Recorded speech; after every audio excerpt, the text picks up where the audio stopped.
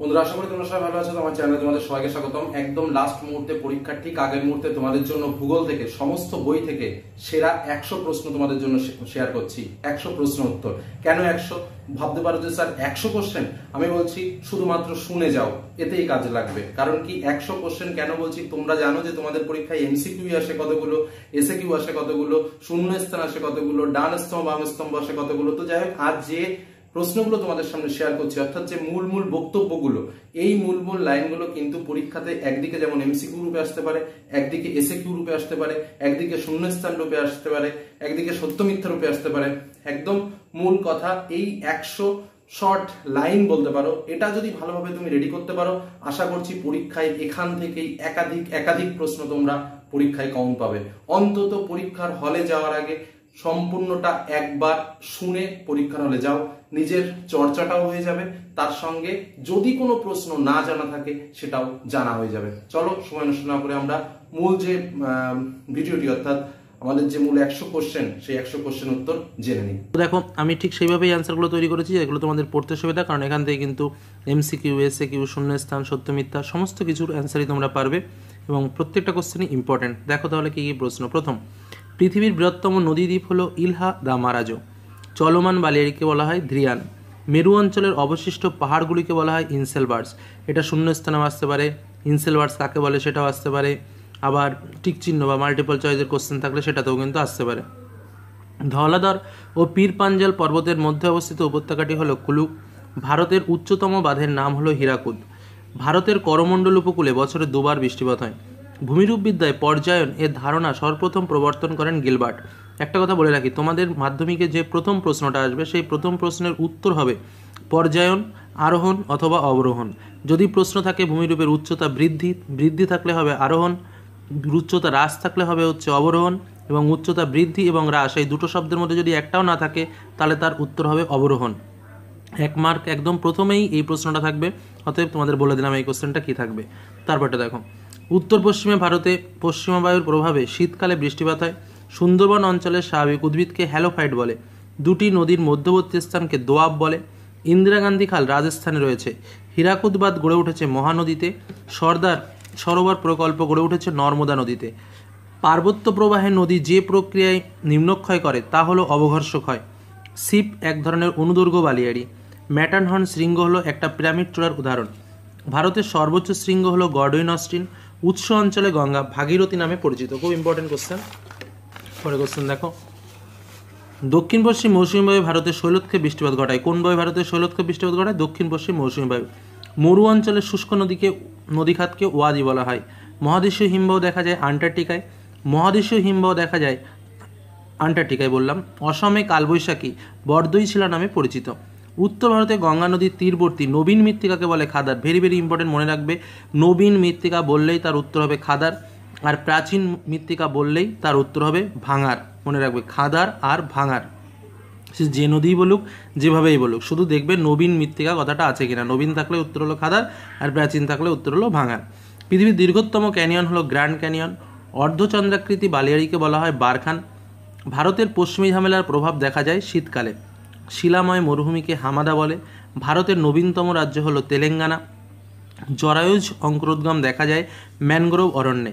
সর্বাধিক বৃষ্টির জল সংরক্ষণ কার্যকারী রাজ্য হলো তামিলনাড়ু, বা বৃষ্টির জল সংরক্ষণের সর্বাপেক্ষা প্রথম হলো তামিলনাড়ু। সমুদ্রপৃষ্ঠ হলো ভূপৃষ্ঠের ক্ষয়ের শেষ সীমা।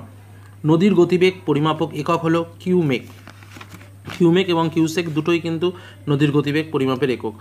ক্ষয়ের শেষ সীমার সাপেক্ষে ভূপৃষ্ঠের সমতলীকরণ হওয়ার প্রক্রিয়াকে বলা হয় পর্যায়ন। একটু আগে যেটা বললাম, অবরোহণ, আরোহণ এবং পর্যায়ন। আরেকটা কথা মনে রাখবে, বহন পর্যায়ন প্রক্রিয়ায় অংশগ্রহণ করে না। তারপর দেখো, ভারতের একটি বৃষ্টির ছায়া অঞ্চল হলো শিলং।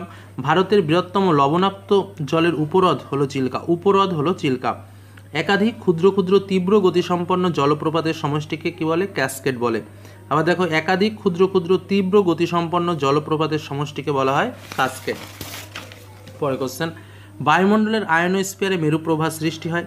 27.1/3 দিনে চাঁদ পৃথিবীকে একবার প্রদক্ষিণ করে। 27.1/3 দিনে চাঁদ পৃথিবীকে একবার প্রদক্ষিণ করে।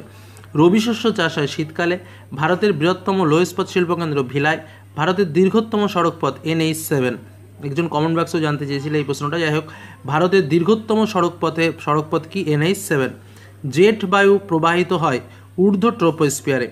প্রধান গ্রিনহাউস গ্যাস হলো CO2। রেলপথের দৈর্ঘ্য অনুসারে এশিয়ায় ভারতের স্থান প্রথম। নিরক্ষীয় অঞ্চলে দৈনিক উষ্ণতার প্রসার সবচেয়ে কম।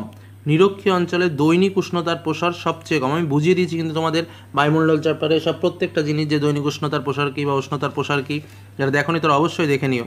ভরা জোয়ার 15 দিন অন্তর অন্তর হয় ভরা জোয়ার। বাণিজ্য বায়ু বলা হয় আয়ন বায়ুকে। ভারতের একটি বন্দর কেন্দ্রিক লৌহ ইস্পাত কেন্দ্র বিশাখাপত্তনম। 4 o'clock বৃষ্টিপাত বা 4 o'clock রেইন দেখা যায় নিরক্ষীয় জলবায়ুতে।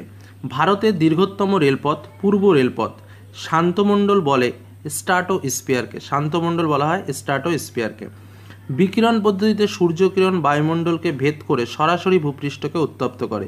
এই প্রশ্নটা খুব আসতে পারে যে কোন পদ্ধতিতে বায়ুমণ্ডলকে ভেদ করে বা ভূপৃষ্ঠ সরাসরি উত্তপ্ত হয়? উত্তর হবে কিন্তু বিকিরণ পদ্ধতিতে সরাসরি উত্তপ্ত হয়। পরের কোশ্চেন দেখো, গম উৎপাদনে পৃথিবীতে ভারতের স্থান দ্বিতীয়। চন্দ্র, সূর্য ও পৃথিবী একই সরলরেখায় অবস্থান করলে তাকে বলা হয় সিজিগি। একটি বিশুদ্ধ কাঁচামালের নাম কি? তুলো। জনঘনত্বের বিচারে রাজ্যগুলির মধ্যে প্রথম হলো বিহার। পরিবহন ব্যয় সর্বনিম্ন হয় জলপথে। কোশ্চেন দেখো, বায়ুচাপ মাপা হয় ব্যারোমিটারে। পৃথিবীর অ্যালবেডোর পরিমাণ 34%। ঘূর্ণবাতের নিম্নচাপ বিশিষ্ট কেন্দ্রকে ঘূর্ণবাতের চক্ষু বলে, একদম মানে যেখানে ঘূর্ণবাতের উৎপত্তি হয়। ধান উৎপাদনে পৃথিবীতে ভারতের স্থান দ্বিতীয়। মুম্বাইকে ভারতের প্রবেশদ্বার বলা হয়। বায়ুমণ্ডলের আয়ন স্তর বেতার সংযোগ রক্ষায় সাহায্য করে। গ্র্যান্ড ব্যাংক একটি মগ্ন চড়ার উদাহরণ। বায়ু মধ্যস্থিত জলীয় বাষ্প যে উষ্ণতায় সম্পৃক্ত হয় তাকে হিমাঙ্ক বলে।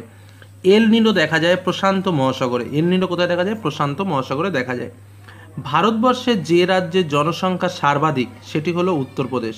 অর্থাৎ সবচেয়ে বেশি জনসংখ্যা বিশিষ্ট রাজ্য কোনটি? উত্তরপ্রদেশ। কিন্তু আবার যদি বলে ঘনত্ব কোথায় বেশি, তাহলে কিন্তু উত্তর হবে বিহার। মনে রাখবে, সর্বাধিক মোট জনসংখ্যার পরিপ্রেক্ষিতে কে বেশি? উত্তরপ্রদেশ।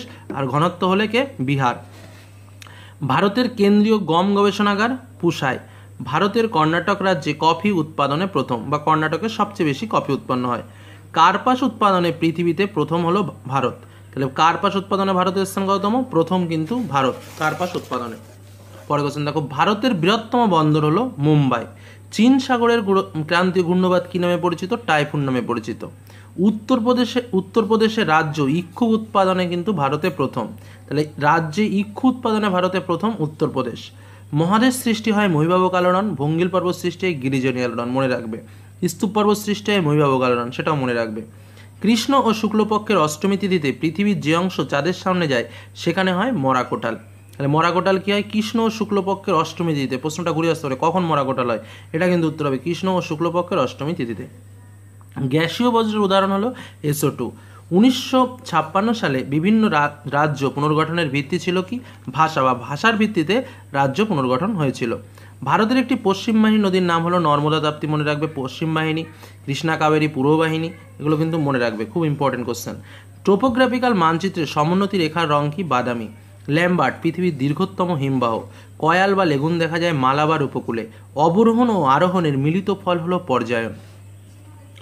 সমুদ্রস্রোত সৃষ্টির প্রধান কারণ হলো নিয়ত বায়ুপ্রবাহ। যদি নিয়ত না থাকে শুধু বায়ুপ্রবাহ বলবে, কিন্তু মূল কারণ হলো নিয়ত বায়ুপ্রবাহ।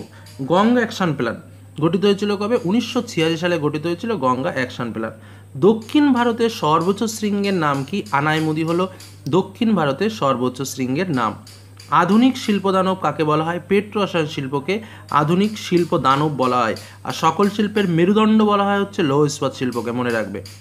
আবার একটা কথা বলে রাখি যে বিশুদ্ধ শিল্প যেটা বলা হয় বা বিশুদ্ধ কাঁচামাল কাকে পাওয়া যায় সেটা কিন্তু মনে রাখবে কার্পাস। ভারতের সর্বাধিক জনঘনত্বপূর্ণ রাজ্য হলো বিহার, একটু আগে বললাম এটা।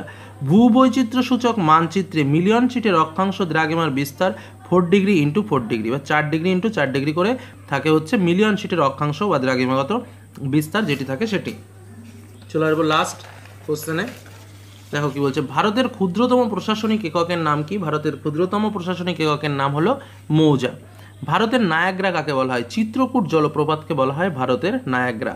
ভারতের ম্যানচেস্টার বলা হয় আহমেদাবাদ। আমি এখানে সব কটাকে লিখে দিয়েছি। উত্তর ভারতের ম্যানচেস্টার কানপুর, দক্ষিণ ভারতের ম্যানচেস্টার কোয়াম্বাটুর। মনে রাখবে, ভারতের আহমেদাবাদ, উত্তর ভারতের কানপুর এবং দক্ষিণ ভারতের কোয়াম্বাটুর। পশ্চিম ভারতের দ্বীপপুঞ্জের ঘূর্ণিঝড়কে কি বলে? হ্যারিকেন। ভূবৈচিত্র্য সূচক মানচিত্রে চাষযোগ্য জমিকে কোন রঙের মাধ্যমে দেখানো হয়? হলুদ রঙের মাধ্যমে। বহির্জাত প্রক্রিয়া শক্তির মূল উৎস কি? সূর্য। ভারতের পূর্বতম স্থান কিথিবু, আমি সবকটা লিখে দিয়েছি। পশ্চিমতম গুহার মোটা, মনে রাখবে। উত্তরতম ইন্দিরাকাল মানে সর্ব উত্তরে, এবং দক্ষিণতম ইন্দিরা পয়েন্ট মানে সর্ব দক্ষিণে। পৃথিবীর সর্ববৃহৎ পার্বত্য হিমবাহ হলো হুবার্ড। তুষার ভক্ষক বলা হয় চিনুককে। ভারতের সর্বাধিক বৃষ্টিবহুল স্থান হলো মৌসিনরাম। বিশ্ব বন দিবস 21শে মার্চ। ভারতের টেক সিটি বলা হয় পুনেকে, মনে রাখবে, টেক সিটি বলা হয় পুনেকে।